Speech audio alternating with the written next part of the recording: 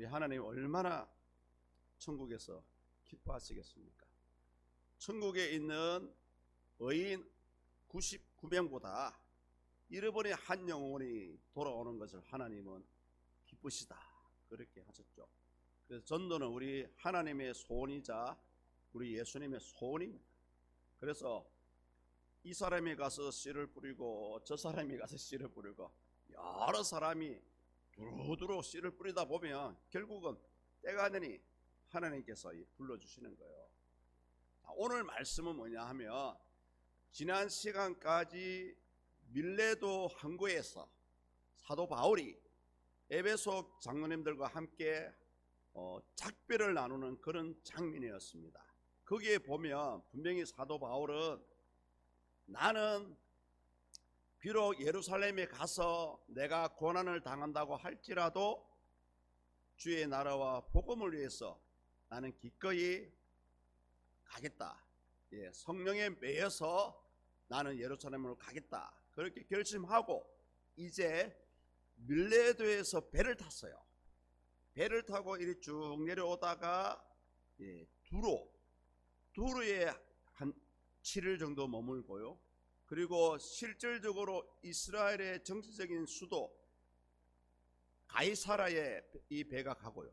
그리고 가이사라에 갔다가 결국 나중에는 이 배가 예루살렘으로 들어갑니다. 오늘은 이 두로와 가이사라를 갔는데요, 두로에는 한 일주일 정도 배가 정박을 했습니다. 왜냐하면 그 두로의 항구에 짐을 내리기 위해서 7일 정도의 시간이 소비가 된다고 합니다. 그리고 그 당시 이 두로라는 도시는 굉장히 무역으로 큰 도시였습니다. 큰 항구였습니다. 수많은 사람들이 몰려왔고요. 그리고 거기에 상업이 발달하다 보니까 많은 사람들이 와서 거주를 하고, 또 안타깝게도 많은 사람들이 믿던 우상들을 또 데리고 와서 살던 지역이 두로입니다.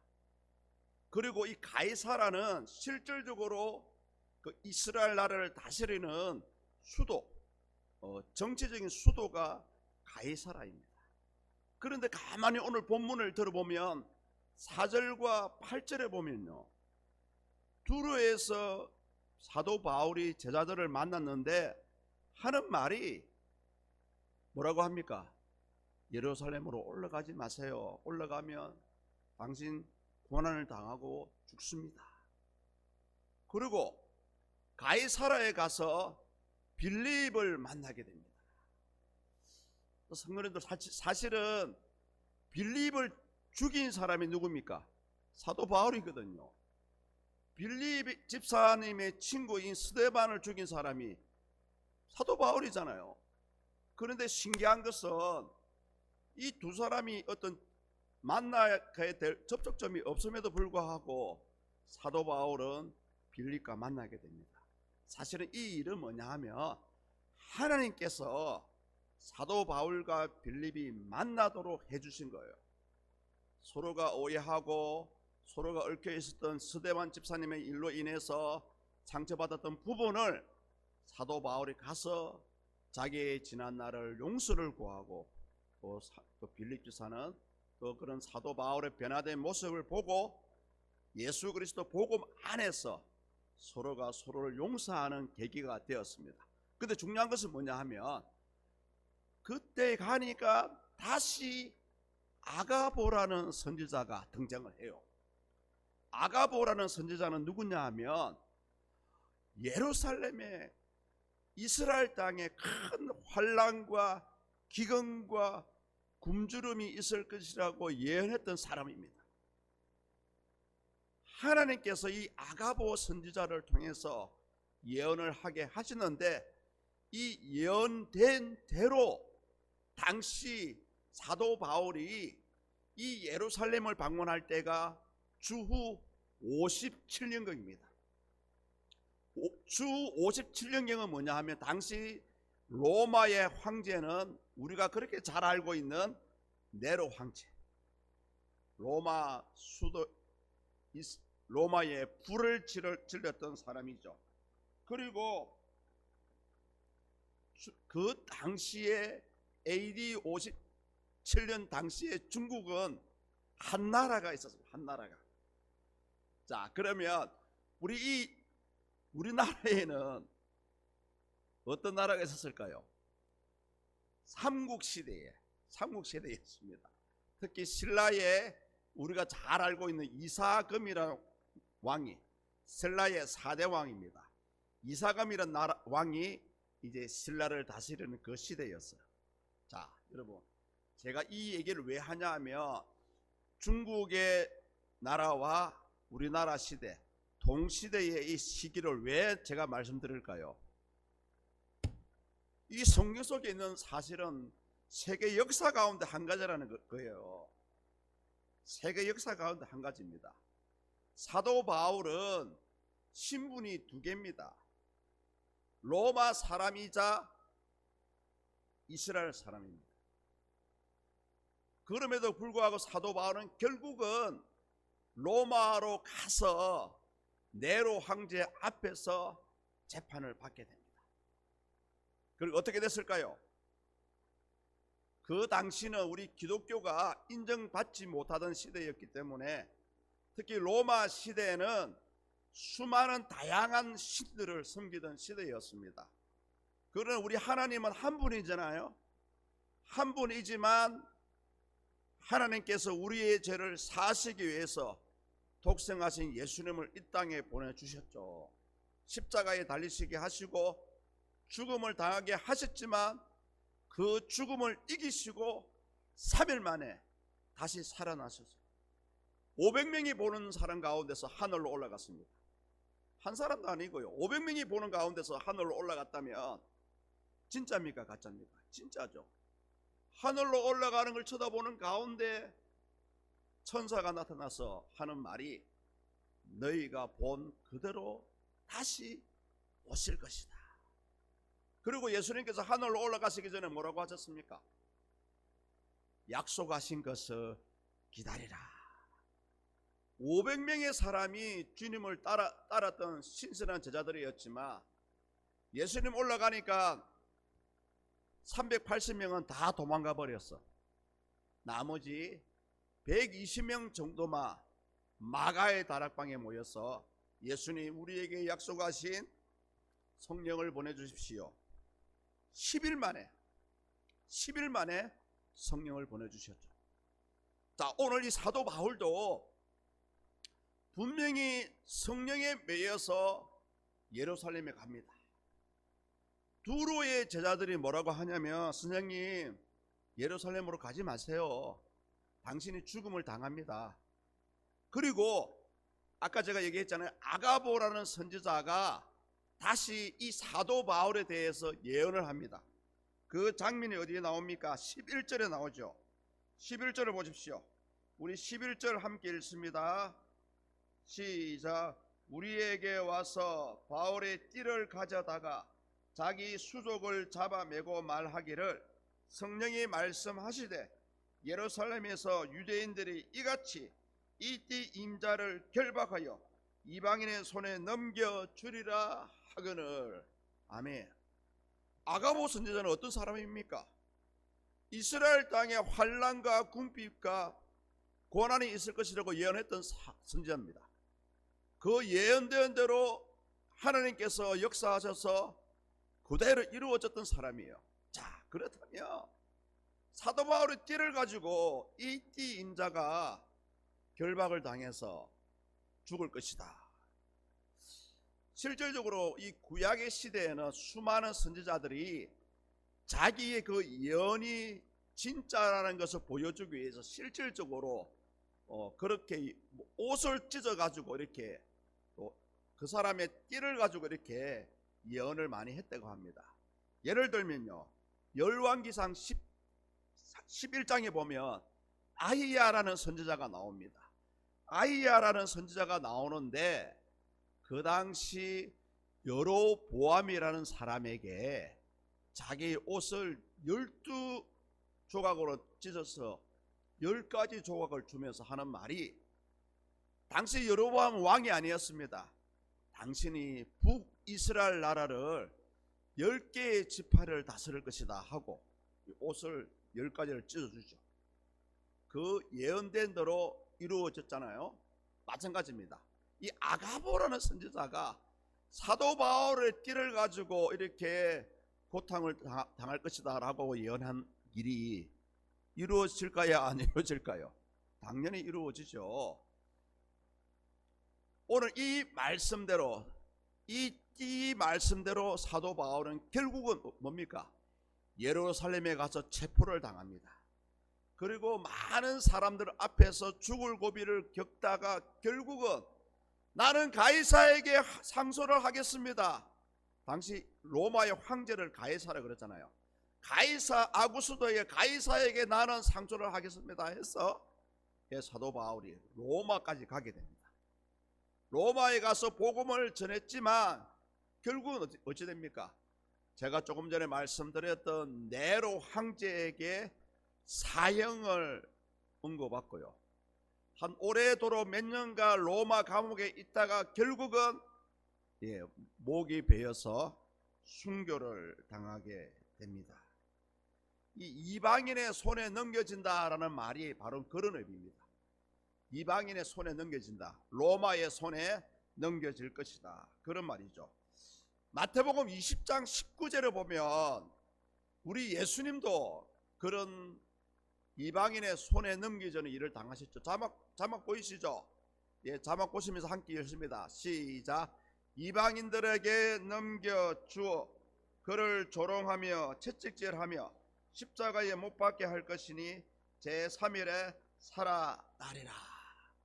우리 예수님도 이방인의 손에 넘겨줘서 로마 군인 본디오 빌라도에게 넘겨주어서 조롱을 당하고 십자가에서 죽임을 당하셨죠. 사도 바울도 아가보 선지자가 이방인에게 넘겨질 것이다 라고 했죠. 자 보십시오. 사도 바울도, 그런데 문제는 뭡니까? 두로에 있던 제자들도 그렇고 이 아가보라는 선지자도 그렇고 뭐라고 얘기합니까? 자기의 개인적인 생각입니까? 성령께서 주시는 말씀입니까? 성령께서 주시는 말씀이에요.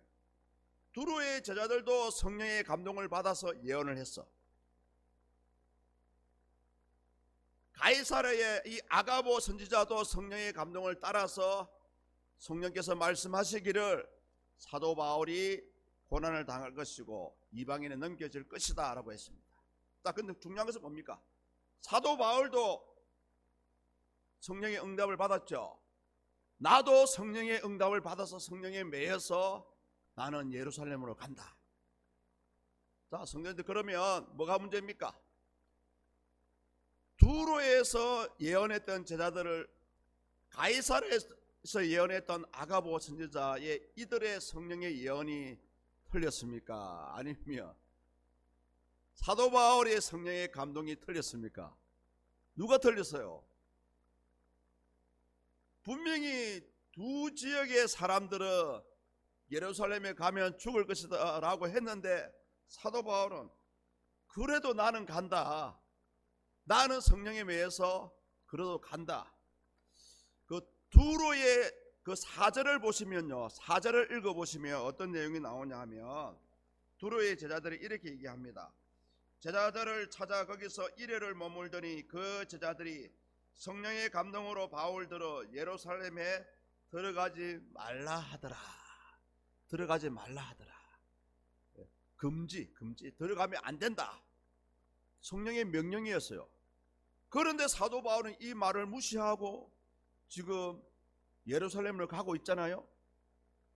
자, 그러면 우리가 이럴 때 우리가 어떻게 생각해야 됩니까?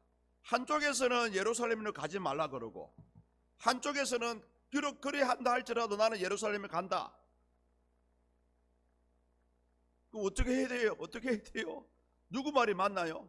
또 누구 말을 들어야 됩니까? 오늘 제가 이 본문을 잡은 이유가 이거예요.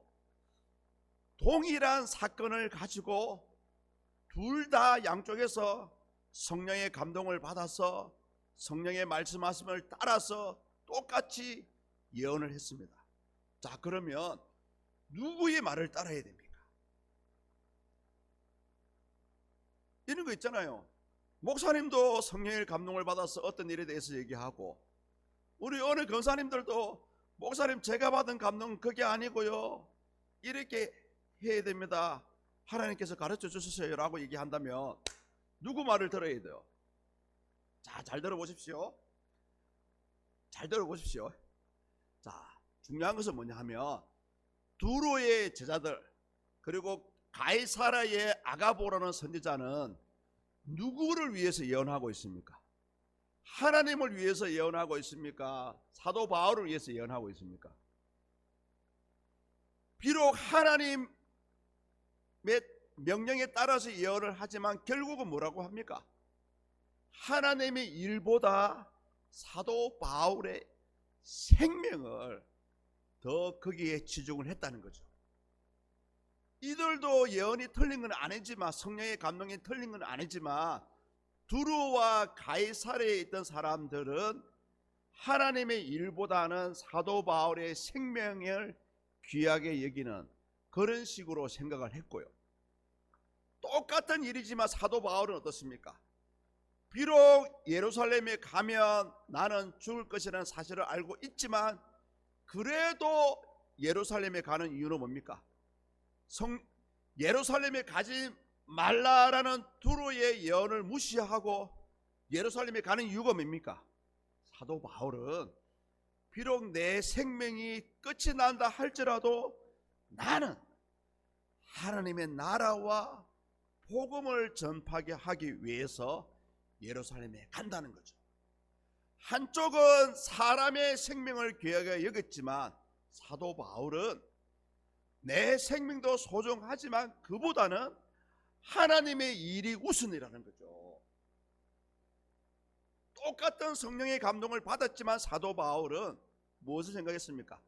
하나님의 일을 먼저 생각했다는 거죠.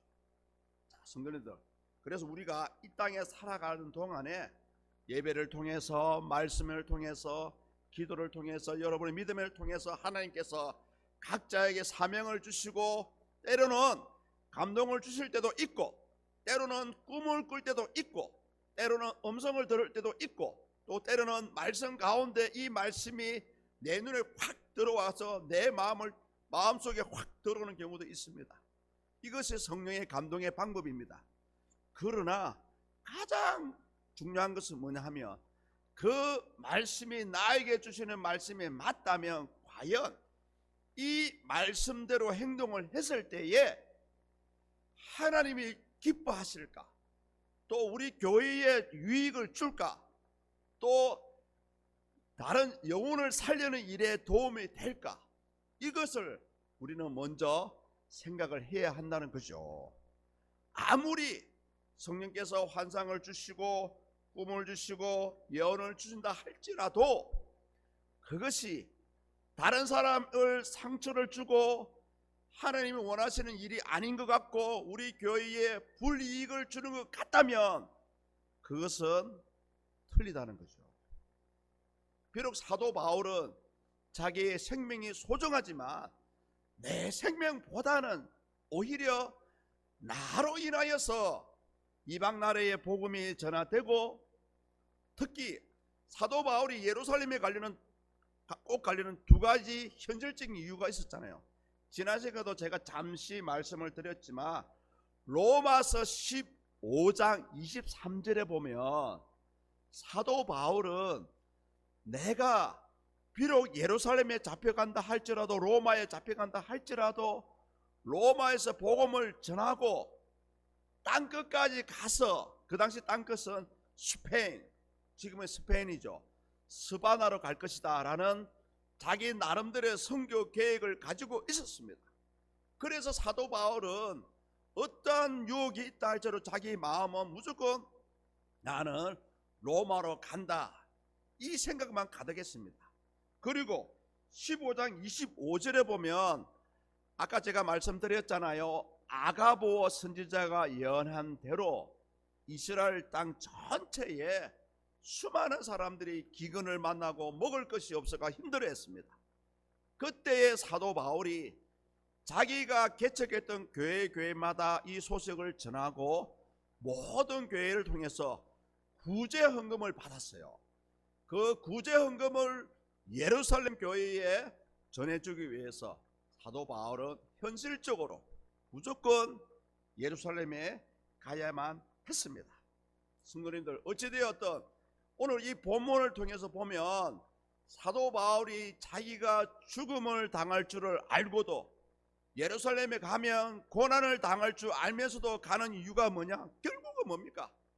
하나님이 원하시는 복음이 땅끝까지 전 세계에 전파되기를 원하신다는 거죠. 그래서 사도 바울은 나의 달려갈 길을 알고 뭡니까? 앞만 보고 달려간다는 그런 말도 했고요. 나의 생명을 조금도 귀한 것으로 여기지 아니한다라고 했고, 또 당시 사도 바울은 가말리엘 학자의 대학자의 제자였습니다. 오늘날 치면 서울대학교 출신이에요. 내가 아무리 성경 지식이 많다 할지라도 예수 그리스도의 복음 외에는 나는 다 배설물로 여기노라 할 정도로 오로지 사도 바울이 복음을 위해서 자기는 로마를 향해서, 예루살렘에 거쳐서 로마로 향해서 갈 것을 오늘 이 본문을 통해서 우리에게 보여줍니다.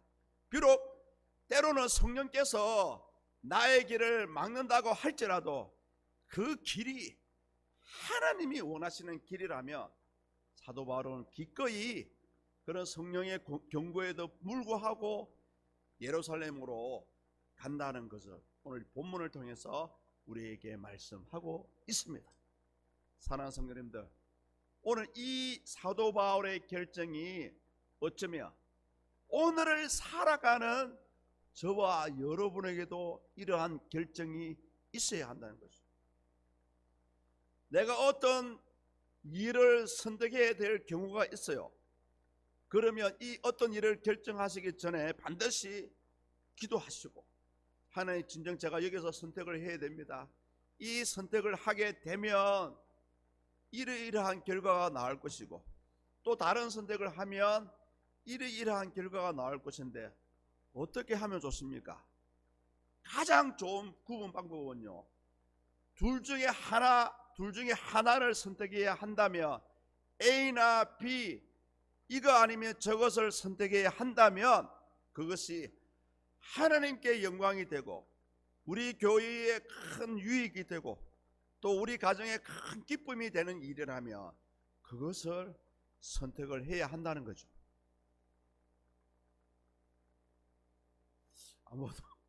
아무도 아멘 안 하시네요. 여러분, 우리가 이 땅에 살아가면서 여러 가지 많은 선택을 해야 되잖아요. 앞으로 여기 계신 분들도 이제 선택을 해야 합니다. 선택을 해야 돼요. 예를 들면 이런 거죠. 이제 나이가 너무 들으셔가지고 거동을 못하신 어른들은 내가 그래도 집에 있어야 되나 아니면 내가 요양원에 가야 되나, 이런 예를 들어서 죄송하지만 현실적인 부분입니다. 내가 집에 있어야 될까 요양원에 가야 될까, 어떻게 선택해야 됩니까? 내 몸의 유익을 위해서라면 당연히 요양원에 가야 돼. 그러나 반대로요, 요양원에 가면 더 이상 우리 교회를 못 나와. 목사님 얼굴도 못 보고 같이 예배도 못 드리고, 그럼 어떻게 합니까? 할 수만 있다면 집에 있어야 되죠. 우리 정남부 권사님 이제 태어나셔가지고 요양원에 한 보름간 계셔야 되는데 예배에 참석하시려고 이렇게 또 오늘 또 나오셨네요. 여러분, 우리는요, 앞으로 우리 또 젊으신 우리 성도님들은 앞으로 아주 여러 가지 일들을 선택을 하셔야 됩니다. 그 선택의 순간에 오늘 이 사도 바울을 생각하셔서 하나님이 원하시는 그런 선택을 했으면 좋겠습니다. 이것이 바로 우리 믿는 자의 지혜로운 삶의 모습이 아닐까라고 합니다. 그래서 성경 말씀이 또는 성령의 감동하심이 나에게 어떻게 다가오든지 간에 그것이 하나님께 유익이 되는지, 내 신앙에 도움이 되는지, 아니면 하나님을 멀게 하는 건지 내 신앙을 떨어지게 하는 건지 이것만 잘 분별하신다면 우리는 그 가운데 지혜롭게 여러분의 앞으로 나아갈 길을 선택을 할 수가 있고요. 또 한 가지는 뭐냐면 비록 사도 바울과 같이 자기의 목숨이 끊어진다 할지라도 사도 바울이 예루살렘으로 갔잖아요. 그런 선택을 여러분 필요합니다. 당장 눈앞에 보이는 이익을 위해서 하나님을 저버리고 인간적인 방법으로 결정을 한다면 처음에는 좋아요. 그러나 시간이 지나면 결국 그 선택에 대해서 후회할 수밖에 없습니다. 왜냐하면 그것이 하나님이 원하시는 뜻이 아니기 때문에 그래요. 그것이 하나님께서 이끌고자 하는 길이 아니기 때문에 그렇다니까요. 그래서 저와 여러분들이 이 예배를 통해서 말씀을 통해서 또 기도를 통해서 우리는 성령의 인도를 받아야 되고요. 또 성령의 충만함을 받아야 됩니다. 우리 예수님께서 이 말씀을 하셨죠. 요한복음 16장 13절에 보면 혹시 자막이 있습니까? 우리 자막 보고 다 같이 한번 읽습니다. 시작.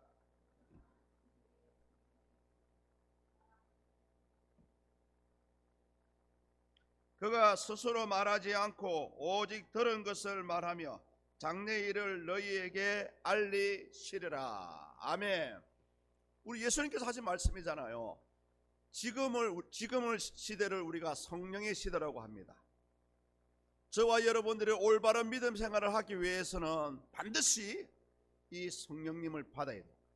성령을 경험해야 되고요. 요한복음에 보니까 당시 이스라엘의 대학자 가운데 한 사람인 니고데모가 밤에 몰래 예수님을 찾아와요. 라비여, 어떻게 하면 천국을 갈 수 있습니까?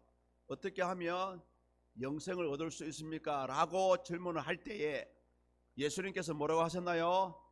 사람이 물과 성령으로 거듭나지 아니하면 하나님의 나라를 볼 수 없느니라. 예수님이 직접 하셨던 얘기입니다. 그래서요, 방금 읽었었던 말씀대로 우리는 모두가 성령님을 사모하세요. 성령님이 뭔지는 모르겠지만 성령님을 사모해야 됩니다. 왜냐하면 성령께서 예수님 대신에 저와 여러분들을 진리의 길로 인도해 주시기 때문입니다. 오늘 사도 바울이 비록 예루살렘에 가면 죽는다고 할지라도 그래도 복음을 위해서 예루살렘에 가고 있는 이유는 바로 이 진리의 성령께서 사도 바울의 사명을 이루어 주시기 위해서 그렇게 인도하고 있었다는 거죠. 그래서 오늘날 우리가 이 교회를 다니고 신앙생활을 하고 하나님과의 화목하며 믿음 생활을 할 때에 중요한 것은 뭐냐? 반드시 이 성령 하나님의 도우심을 받아야 한다는 거죠. 성령 하나님의 그 이끌림을 받지 않으면 결국은 뭐가 나옵니까? 나의 생각이 나오죠. 사람의 생각이 나온다니까요. 사람의 생각이 나온다니까요. 사람의 생각으로 하나님을 섬기려 하고 사람의 생각으로 예배를 드리려 하고 사람의 생각으로 신앙생활을 하려고 해요. 그때 예수님께서 뭐라 하셨습니까?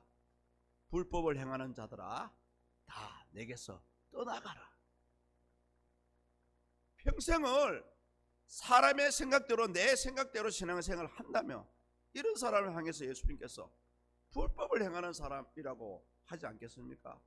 그래서 우리는 주님을 믿으면서 불법을 행하지 않기 위해서는 반드시 이 성령을 받아야 되고 성령 하나님의 인도하심을 누려야 된다는 것이죠. 그래서 교회 나오신 지 얼마 안 되시는 분들은 다 이해가 안 돼서도 그냥 오늘 제 말씀대로 오늘부터 예수님 성령님이 뭔지 모르겠지만요 저도 성령을 주세요. 오늘부터 사모하십시오. 하나님의 은혜는 사모하는 자에게 주시고요, 믿음도 마찬가지입니다. 천국도 마찬가지예요. 천국도요 그냥 주는 게 아니에요. 천국도 침노하는 자가, 침노하는 자 아시죠?